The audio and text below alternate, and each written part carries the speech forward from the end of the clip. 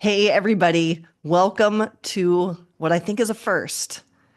We have a Too Many Men emergency pod because a lot of news went down on Friday, and we were talking about it in the Too Many Men chat. And even though our beloved Sara Sivian is living the dream, she is in Vancouver. She's going to see the very last show of the Eras Tour, and I couldn't be more jealous and excited for her at the same time. When Shayna Goldman says, I have many thoughts, the microphones go on because Shayna, you're here. Say hi. Hi. Here we go. This is not a normal episode, kids. We're not going to have our normal segments. There is no drum, although the drum is with Sara now. Just to thank you. Thank you for your patience. But Benny will still take a little sound bite if you want to make it for us. We're going to talk all things Jacob Trouba because it was truly a chaotic Friday in the hockey world. We knew the Rangers were not performing well, and we knew that they had been put on watch, that pretty much anyone was up for grabs on the trade market.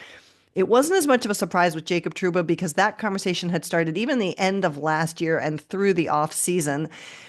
But then Friday, things start to heat up, and it starts with a report. There were two reports. I will put them out there, and Shana, you can pick which one you want to go first. The first report is that Aaron Portzline out of Columbus is saying that Columbus, or I think Pierre LeBrun had it first, that Columbus was involved in a possible trade for Jacob Trouba, and Aaron Portzline was trying to chase that down as well. And meanwhile, the New York Post reported that there was perhaps a massive trade. I want to get the wording correct here. A A Whopper. whopper of a trade coming down where Brady Tkachuk was involved for Jacob Trouba. Let's start there, Shayna. Your reaction when this all started, because what people didn't know was that the article about the quote unquote whopper of a trade was behind a paywall. Your thoughts, of which you have many. Well, wait. So the first was that he Yes, was going to be please. a healthy scratch. Yes, please. Yes, please. Keep me honest. So, Uh, yes, Jacob Trouba had officially played his last game with the Rangers. Please right. continue. So we start with that bomb in the morning, and it's like, so this is now my day. This is now my fucking day right here. Let's go Whopper. Let's go Okay. Whopper right there. And Okay. honestly, a massively missed marketing opportunity for Burger King. I'm so disappointed in you. Please continue. Yeah. I mean, seriously, they have like three new custom Whoppers. I'm dying to try. I love Like, a good Whopper. I have you tried any of the new ones? I don't even know if there's a Burger King in the state of Washington. Oh, yeah. Well, okay. There's one down the block from me, and I haven't tried them, so I'm no better. Okay, so we had a whopper of a trade, and here's the thing: I saw the article, and I'm not trying to like dunk on anyone because I get it. Like this is how this works. I saw the article go up of a whopper of a trade that the Rangers want. They want Brady Tkachuk, and I couldn't help but get a laugh and remember that Larry Brooks's columns at the New York Post are now behind a paywall. I believe news is not, and columns are. And I was like, yeah, I would want to drive attention too. Like, I know like Ryan Mead and Blue Shirts Breakaway and Greg Kaplan, they call him the Clicks King, and they have a good reason for it because this is it. But I'm sure the Rangers want Brady Tkachuk. Why would they not want Brady Tkachuk? But I think we need to talk about those like levels of interest tiers. We've brought this up before, right? There's a difference between wanting, there's a difference between asking if a player's available, because why the hell shouldn't, if you're a general manager and you want someone, call every day and say, is he available? And if the answer one day becomes yes, jump at it. And then there's actually trying to put a trade together. And I think we're at the very bottom of they want Brady Tkachuk because who among us wouldn't? Right. But that one couldn't be in connection with Jacob Trouba because that's not going to happen. If the Rangers are trading with Ottawa, you have to think they're taking Shabbat's contract and something else off the books to make life easier for them. But maybe the best part of it was Ian Mendez. Okay, yes. So Let's then go right there. our former colleague from The Athletic, the wonderful, the brilliant Ian Mendez, who used to cover the Senators, was hired under new ownership to become, I can't remember if he's a VP or director, but he's in Yes, charge of, VP. he's a VP, well earned and well deserved, and a great choice for them of PR and communications. Puts out a tweet with a screenshot of the definition of the word whopper. He says, this is Ian's tweet. Let's check the thesaurus.com. And it's a screenshot of the word whopper. Noun, as in big lie. Strongest match, untruth. Strong matches, fabrication, falsehood, lie, story, tale. Well, I put cold water on that one. It's it is wild how much that circulated yesterday. Like I'm NHL Network's on and they're talking about it. Like everyone's talking about like the Rangers reportedly have interest in Brady Tkachuk, and I'm not saying that is not true. I am sure they do. Yes. Like that is over here. Can we Again, focus whom on among the us? what can like there's enough chaos. There was enough going on. It was the perfect opportunity to throw that out there and stir shit up. Like great work there. I really want to see like the chart of subs for the day. But like, can we be realistic? Well, In and what world? the best thing too was so after the initial story goes out, then insiders who are usually like, well, maybe I'm hearing potentially it could be, who never like commit to a side, were flat out like, this is not a thing. Like this is not happening. So I was just absolutely dying. So we get through the point where Trouba has played his, and for those of you who haven't been keeping track, let's also be clear here because we've got to stick with the lore of the hockey men. Jacob Trouba is the Rangers captain, by the way, for people who weren't aware already. So we know Jacob Trouba has played his last game as a Ranger. The vibes are in the literal dumpster. And now there's no trade with Ottawa. There might be a trade with Columbus. We know Jacob Trouba has a no trade clause in his contract. Now we wait for the waiver wire because what the Rangers could do, because they've done it before, but they would not be the first team to have ever done it. They did it with Barclay Goodrow this fall, right? Summer. Summer, thank you, is put a player who refuses to accept a trade on waivers, basically then allowing, in theory, the team to claim him even without a trade. So now we're all actively watching the waiver wire. What happens, Shayna? Well, let's and also clarify that they can do this because his no movement clause that he had for the first 6 years of his contract expired on July 1st. So he has a modified no trade clause where I think he says he has 15 teams he will not go to. So the So half the context, league, basically, just for right. people keeping track at home. So the context is over the summer, there were reports that the Rangers tried to move him to Detroit and that I believe actually ironically enough were reported by the New York Post that Detroit was interested in Trouba that they then he wouldn't accept the deal. I don't remember the correct order. It might have been this happened before July 1. He put Detroit on his no trade list right there because he didn't want to go, which he's allowed to do. Sorry, Mhm. those are clauses in the contract. This is the player's right. And so that adds to this whole situation. So now everybody's watching the waiver wire, but if he were to go on the waiver wire for 24 hours while he's in that window, the Rangers cannot trade him, which is important to keep in mind too. So now you have a player sitting in limbo and your team's not getting any better, and this situation is still overhanging in the locker room, which it feels like it has been for months. So we're all waiting, and then 2 o'clock comes and goes, and he is not on the waiver wire, which tells us a trade is likely to happen. So then we finally get to a point. We first hear Columbus, one of the supposed reported frontrunners, is out. That trade didn't necessarily make sense to me, particularly if it's a team that Trouba wasn't excited about going to, even if they have cap space. I don't know that you want to bring that kind of energy into a room that where actually the vibes seem pretty damn good and they need to be protected at all costs. Um, Here we go. First, we hear that Jacob Trouba has officially been traded to Anaheim. And then we wait on the return. So before we know the return, Shayna, we hear Trouba is going to Anaheim. Your thoughts, of which you have many.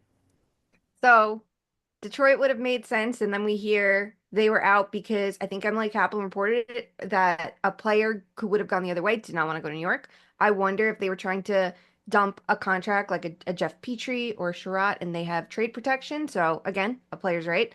Buffalo was linked, and I was wondering, okay, are they going to dump a contract back too? But okay, Anaheim. That is a team that kind of comes out of nowhere. Anaheim, and you're thinking, well, they must be retaining salary. They must be sending a contract back. And my mind goes to 2 players. Cam Fowler, because I think Minchikov and Zellweger have kind of replaced him as the power play quarterbacks and offensive guy. Like on the blue line, he has 2 years left on his deal. Okay, that could make sense and that could click for the Rangers. And then you start thinking, could it be someone up front? The Rangers still love Frank Vetrano, or they could go for a reunion with Ryan Strome to get someone who plays center just in case things don't work out Filipino. And you're thinking, okay, so now the Rangers probably have to pay for that and pay for them to take the Trouba contract. They're probably paying up a lot right now, but they're clearing $8 million in cap space. So you're like, okay, what's the next shoe to drop? And then the shoe drops. And the return Mhm. is, and I'm probably going to butcher this, Urho Vakanainen, who is currently on IR, Yes. and a pick. And there is literally zero salary retention. And Shayna, your thoughts? I mean, I think it's a steal for the Rangers because they just cleared $8 million of cap space just like that. And if Vakanainen is on the roster, that's 1.1 million in cap space. That is no big deal to them because I think he could actually be a very serviceable number six when he's healthy. You look at his numbers last year, and he was a pretty good shutdown defenseman in minutes with Radko Gudas. And I'm like, okay, if you can do that in Anaheim, you should be able to be a number six in New York, which they can use, right? Because Trouba is now out and Lindgren is struggling. They could definitely use a little bit of stability if he's a number seven at 1.1 million. That's fine. You send him to Hartford and you clear the cap entirely. That is a really good deal when you have to imagine that anybody else, you were retaining half of that salary or paying now a third team to retain that salary. And at 4 million, Trouba's, manageable, or at 2 million, if you get double retention, you're like, that could make sense for a team if he's in a bottom four capacity. But they didn't have to do that. And it blows my mind. And I know the other side of it is you could say, well, the Rangers had leverage because they were threatening to put him on waivers the entire time. To me, my thought was, I think the leverage there was the Blue Jackets are supposedly interested, and it's like that threat, right? We don't have to trade you there. They're going to claim you off waivers if you don't agree to a trade right now and get that pick of your destination. So it just But made even yeah, but that doesn't make sense because if we I'm looking at the waiver wire as of today, and I can't is believe this Anaheim changed. ahead. Anaheim is ahead of Columbus. So Anaheim would have been fourth after Chicago, Nashville, and Montreal. Okay. Columbus would have Well, you know been what? I guess we 11. were thinking this one. It was Detroit and Buffalo. We were hearing not Yeah, Anaheim. but they're still Anaheim changes it. behind. The Mm. Buffalo and Detroit are, it's Anaheim is literally ahead of Detroit by one spot on the waiver wire as of right now. Hmm. Hmm. Yeah, because when we were hearing Detroit, I was like, okay, maybe the threat is you'll go somewhere shittier that you don't want to go. That you have like similar to the Barkley Gaudreau situation with San Right. Jose. Well, now, and the other thing I will say too is that a friend of mine who I trust, who is a really good hockey mind, also made this point, which is that now they bring in, what is it? It's eight, right? Trouba makes Yeah. $8 million to their cap. So what this does do is it keeps them above the cap floor if they want to trade some of their other expiring UFAs at the deadline, and then they could still move Trouba in the offseason if they needed to. So it gives them more money under their cap. So if they want to move some of their cheaper contracts, it keeps them above the floor, but they can move maybe some more attractive assets if they so choose. And they could move him if they can somehow rebuild his game in Anaheim, which is going to be much tougher there than, say, a team like Florida that maximizes defensemen, right? Right-handed defensemen who are tough and can handle a playoff environment on paper go for a lot at the deadline. So if you could do it at 4 million and now you get that double retention scenario, like that could click for teams as poorly as he performed last postseason. Because I do think that's important to note too, right? That is, I think, what really was the nail in the coffin for him. But it's just the way it's not even that the Rangers traded him, right? They traded their captain. It's a curse. It just feels like the way this all went down is so wild. And I think some of the takes about it are so batshit crazy, some of it. Well, what's the most batshit crazy one you've heard? Because we're going to Okay. get to Trouba's reaction in a second. First of all, people being pissed off that he won't just accept a trade anywhere. That is a player's right. A player Correct. has trade protection in their contracts. You can argue they don't earn it. It doesn't fucking matter. A general manager signs that contract and gives them what they want. That's what it is. Would it have helped him to have an extra year? What I think happened was he lined up his no movement clause with his wife's like med Med program. school. Yeah. So for Yeah. people who don't know, because this has been, and my antenna go up anytime this comes up because listen, who amongst us, if you are in a relationship with anyone, if you have to move, if you are a sane, normal person, you are going to contemplate the impact on your partner's life. I'm sorry. So let's just be very careful, the rest of you all, how we bring this up. But part of his attractiveness in New York was that his wife, who is pursuing a medical degree, found a program that matches what she wants to do that she liked in New York. So please continue. So I think what happened was the full no movement clause lined up with that, but COVID happened. She needed the extra year, and now it goes down to a no trade clause. But he still had enough power to handle the situation in the summer. And he said it in that media, right? He's done a lot of media since already. He chose his family. And if he faced the same situation and they said, could you do it again over the summer? He would still choose his family. And he is not wrong for saying, I don't want to go somewhere. I want to stay in New York. Now, where you could argue he's wrong is that he couldn't let the situation go enough. And I think he said it in the interview that there was still that resentment that carried into the season. And I wonder if that affected his game because his game has declined. You can make the argument, well, he was playing poorly this whole time. He was. But it felt like it got to a point, especially as the captain of the team, that you could be upset as a general manager, like you didn't let it go enough and you're not playing well and we're spiraling and we don't know what to do and you make $8 million and it's a business. And all of that can be true. But you like people get mad that he's choosing his family is so absolutely wrong. Like that's not these are players, yes. Oh, she doesn't need to work. He's making 8 million a year. Go away.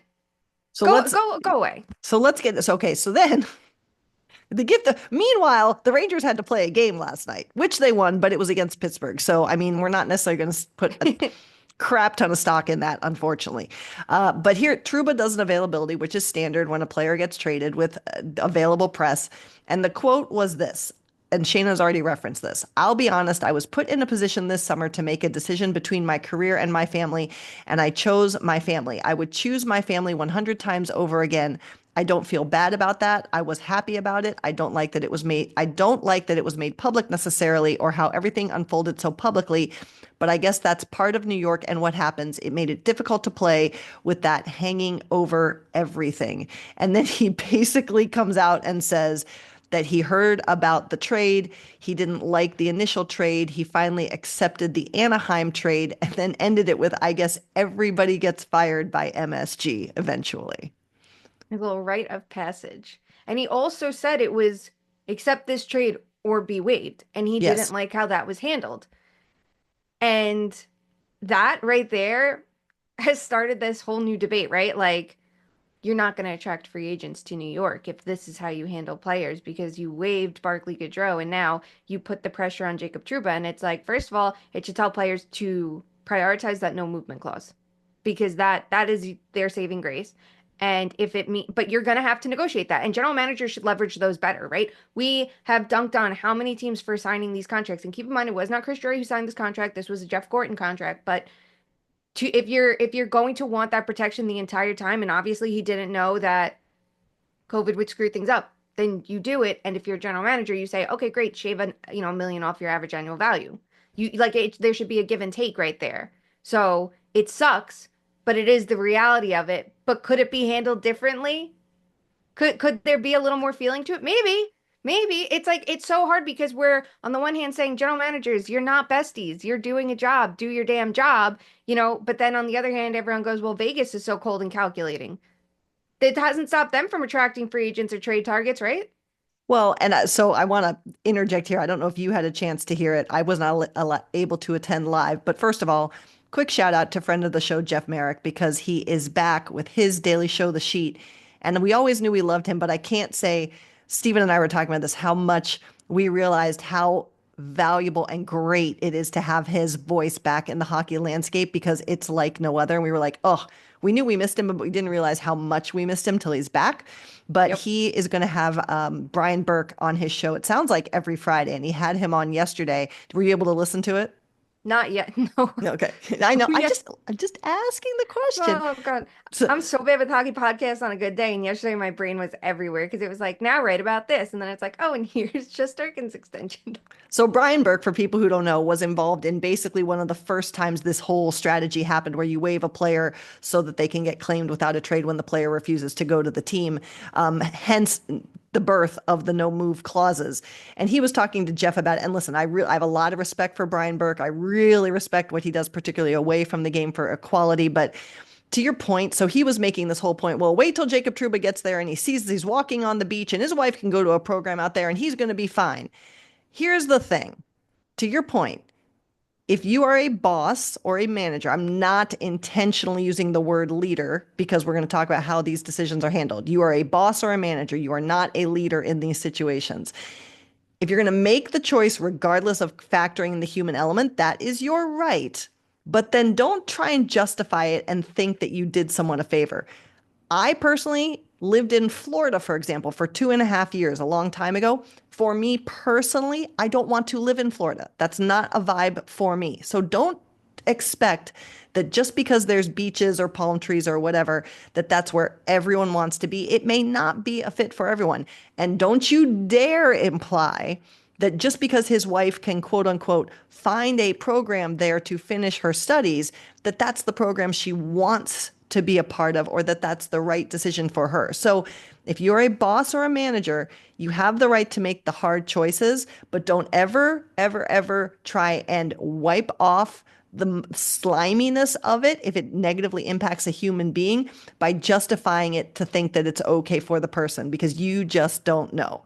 And Brian Burke Yep. was not a jerk about it. Again, I have a lot of respect for him, but you just, if you're going to be cold and calculating, own that you're cold and calculating. And if you're not going to consider people because you can't, you're right, but realize that you could be doing harm to people's personal life in the process.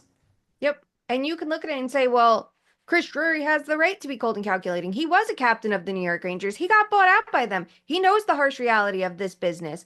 And he didn't sign that contract. And when the player was given a clean slate this summer, he didn't do anything with it. And as a leader, as a team captain, this locker room, the vibes are bad, right? And now it's dragging on to the on ice product the last couple weeks. Someone needs to stop the bleeding, and it's not him. And I think I texted you this Monday. I'm not one to watch post-game press conferences. That's not, I see the tweets, I'll see the comments, and if it's interesting enough, sometimes I want to hear it. I catch clips here or there, but I don't have time to sit here and watch 32 teams post games, especially when all the games happen at once. But I heard Trouba's comments after the loss Monday night, and my brain A immediately drubbing at went, the hands of New Jersey Devils. Go ahead. yep, that right there is going to be an issue because he made it seem like, well, we had our chances. We just didn't convert on them and it's fine. And it's like, ooh, that one's not going to go over well, especially knowing the general manager is a former captain of this team. Now, I'm not saying, oh, that's why he traded him in the end. But something about it, I was like, I won't be surprised if that was his last game with the team, especially when moments later they go and talk to Chris Kreider and you hear him saying, we were bad and here is how we screwed up and this is what we're doing wrong and we need to get better and we need to play this and the stark difference when that is the guy wearing the C, which you might say, oh, it doesn't matter that much. It's just a letter on your chest. It is supposed to mean something, right? And leadership in locker rooms in this sport especially is hyped up all of the damn time. So it just made me think Chris Drury could look at him and be frustrated that one, you're not performing on the ice, and two, you're not doing your duties as a captain, and be like, we need to make a change, and this is what we have to do. I get that. So there's a million sides to it. There can be rights on both sides and wrongs on both sides, and everything is messy with it. And that's what made this entire day so damn chaotic. Well, let's wrap a little tiny bit of a bow on this. Then, first, I don't know if I even have the words for it, but this was like the real kick in the pants for me is that we go through all this drama and we've been going through all this other drama about Igor Shesterkin supposedly wanting to reset the goalie market and get paid like no other goalie has been paid before. But it sounded like there was no deal, yada, yada, yada, yada. Within hours of the Trouba trade being finalized, out comes the announcement that they have, in fact, signed Igor Shesterkin to an extension. I had it written down. Now I've lost it. Shayna, remind me. It's 11.5 times Yep. 8. Is that right? Yes. 11.5 million times 8 years. There is no way in hell that just came together out of the blue nowhere. And it's just like the quick pivot to be like, we went through all this and oh, hey, by the way, here's the deal that we were going to get done for the goalie. Oh, and again, we still haven't played the game we're going to play tonight. I don't know. That just seemed kind of smarmy to me. What did you think when that news came out? Well, I think Emily Kaplan said it when they got the tip that this contract was done from their sources and went to the Rangers. There was no desire for that news to come out when it did. But then once they had it, more reporting happened, and there you go. And the team hasn't even officially announced it. Shesterkin was asked about it last night, and he's like, "I'm not signed yet." Um, yeah, it's funny because that with the Shesterkin situation, there was reporting going two ways, right? We saw him wanting more money than what the Rangers were offering, and him not wanting the 8 years, which I don't. I'm sorry, I don't buy that report. And from everything I heard, it was not the term; it was the money. Because you look at it and you look at what team MVPs are making, McKinnon, Matthews, I mean, Leon Draisaitl got 14 million and he is not the team MVP. That's Connor McDavid who's going to get 16, He's right? our And those MVP, Shayna. he is our MVP. We love him so much. But he's asking for, let's say, 12. That I think is reasonable because the goalie market I think got reset already by the Swaymans of the world, and that's someone who is not even a proven number one and got 8 million. So, and has never played a full year as a starter. As much as I like his game and think it's a good contract for him, like that is the fact of the matter versus a Shesterkin. And you can easily say, well, Connor Hellenbuck doesn't make that much. And it's like, yeah. And he was 2 years older and doesn't have the playoff pedigree. Like you could make the case in every which way and say Shesterkin deserves all of it and more. And I find it very interesting that they settle on 11.5 when if the cap is projected to be 92.5 million next year, and we know there's going to be more growth, which everyone should try to benefit from. And if you sign a long-term contract, you're not going to the way you might if you do shorter-term deals. That is worth 12.4% of the cap next year, of that projected figure, which is a shade above two players. One, Sergei Bobrovsky, who just won a cup with his $10 million salary when he is not in that tier of goalies that should be making that money. And two, Henrik Lundqvist, 12.3% of the cap that was a part of his contract when he signed back in 2014-15 when he was the franchise cornerstone. So those are the details that stand out to me there. What in total? This was a lot of drama. This was a lot of chaos. We hope we've organized it for you and given you our thoughts on the whole thing, both on the ice and off the ice and in the bank account. Are there big significant takeaways from this as you watch all the dust settle? I mean, it shows the Rangers were not just stirring shit up with their memo that is being, it's like the letter. Now we have the memo. Um, I think the Rangers are a team that things don't just leak out of that organization. If it does, it's very strategic. I said it, I think when we talked about it last week, when I saw something that was talking about maybe they'll trade JT Miller for Mika Zibanejad, which I laughed at on the spot because, and we can talk about how Vancouver's handling that Miller situation because I think they need to put a lid on things and settle it down for JT Miller's sake. I don't like any of that, but if you want something to leak, why not go to the organization where everything leaks out and have something because then you can look out, look squeaky clean in it. But they're very intentional with it. But trading Trouba shows it's not just bullshit. Like here they are trying to change things, and here was something they had to change. I wonder what's next. Do I buy they're going to trade Chris Kreider? No. Do I think that they could make more moves on defense? Absolutely. I think they have to, and I'm very curious where that goes. But it was a very messy situation. And you could say it got mishandled on many sides of it, and I would absolutely agree. And you can say, but it was very necessary for the Rangers, and I would absolutely agree. But holy shit, it made for a completely and totally chaotic day. I did not expect to be writing. I did not expect to be doing that, and that became my day. So thank you. Because this is about me. I am the Maple Leafs. What are your thoughts? Well, again, I'm not as in it as you are, being there close geographically and also from a coverage perspective, but it's an interesting evolution in the sport because as messy and as chaotic as it was 10 years ago, we don't see all the mess and the chaos, right? A player's not Yep. allowed to say what Jacob Trouba has said, and we're not allowed to know all the ins and outs of Jacob Trouba's life. And something is defensively wrong with the Rangers. I know they're winning games or have been winning games, and I know that everyone is, vaunting them and looking at what they can do, but their defense is a mess. So they did have to do something, but I really think we're hitting, as I was saying before, we're hitting this precipice where in a way we have to shave off some of the glory. Like I think about the NFL. Like I don't think the NFL thinks about like, oh, look how nice it was that they traded this. We don't hear those stories. The NFL has graduated to a place where we're like, it's business, period. Now, granted, those contracts aren't guaranteed and this and that, but like we have to stop pretending that we're doing things with always a human side in it. And again, that's okay, but we have to accept that no one cares if Jacob Trouba's happy other than Jacob Trouba and is probably his agent right now in terms of getting the deal done. And again, that's okay, but let's stop pretending that everyone's always one big happy family, I think.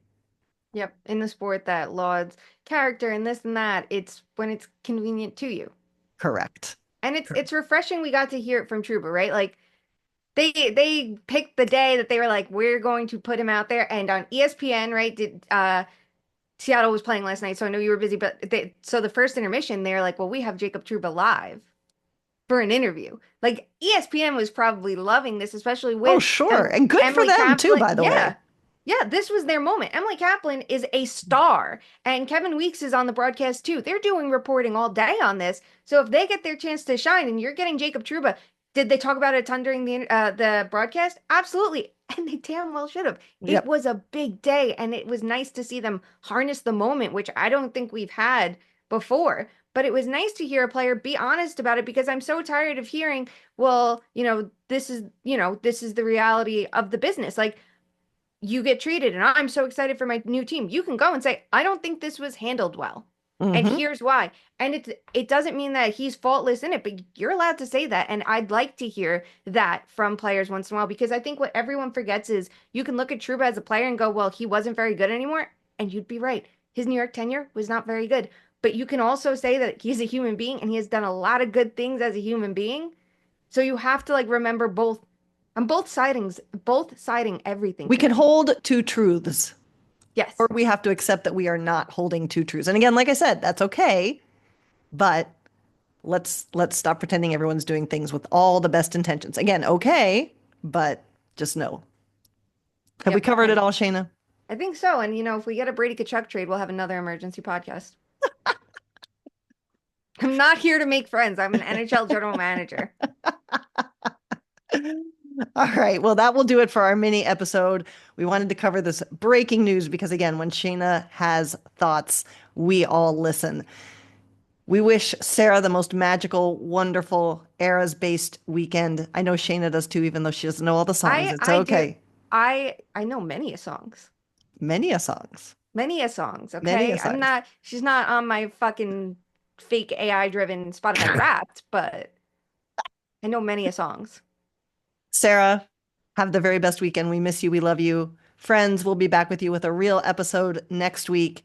And as always, make sure, please, that even if NHL general managers can't or won't, we should all each try and do something, no matter how big or small, to make sure that hockey truly is for everyone. We will talk to you soon. Bye.